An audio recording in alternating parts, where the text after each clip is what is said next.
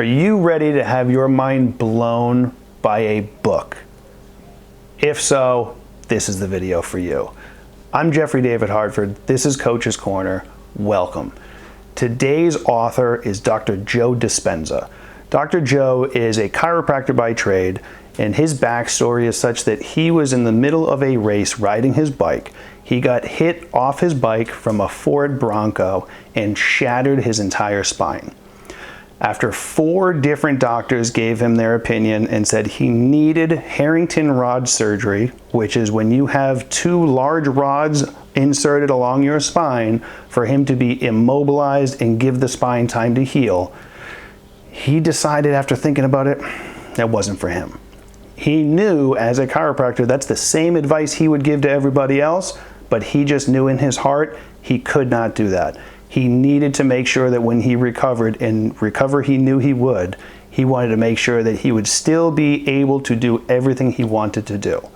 So he set off on his own journey of recovery while laid up in a bed. Yes, in the hospital, he had to go that path, of course. When you shatter your spine, you don't have too many options. But what he wound up doing is he tapped into energy and resources within the universe that literally allowed him to heal himself.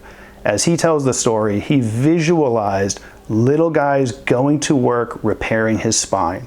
And from an injury that could take upwards of 8 months or longer, this man recovered in 6 weeks, 100%, and walked out of that hospital. For me personally, that blew my mind alone, just hearing his backstory. But this book, Breaking the Habit of Being Yourself, Dr. Joe dives into some things that most of us might hear and kind of roll our eyes and really just not believe. He talks about quantum physics, the quantum energy out there, and how we can tap into that if we just put in this effort, if we just believe. He uses a lot of meditation and a lot of different approaches that most of us, really, as I said, we might roll our eyes, we might not believe it, but he's living proof.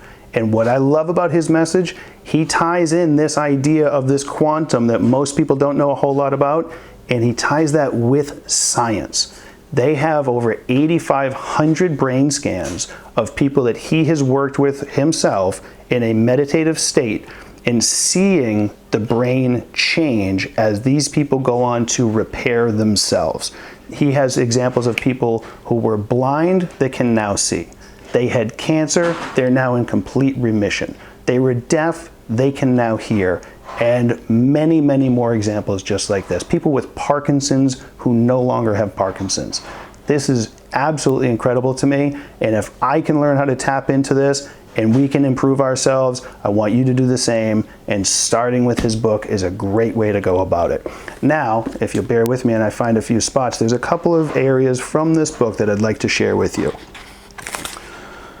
On page 40, Dr. Joe says, to change, be greater than your environment, your body, and time. Most people focus on 3 things in life: their environment, their bodies, and time. They don't just focus on these elements they think equal to them. But to break the habit of being yourself, you have to think greater than the circumstances of your life. Be greater than the feelings that you have memorized in your body, and live in a new line of time. If you want to change, you must have in your thoughts an idealized self, a model that you can emulate, which is different from and better than the you that exists today in your particular environment, body, and time. Every great person in history knew how to do this, and you can attain greatness in your own life once you master the concepts and techniques to come. If that doesn't get you to buy in and get you at least a little more intrigued, not entirely sure what will, but hopefully you'll get this book on your own and you'll read on. I do have one more area from this I'd like to share with you, and hopefully this will really get you to buy in. By moving out of the past, we can set our sights on the future. This is on page 170.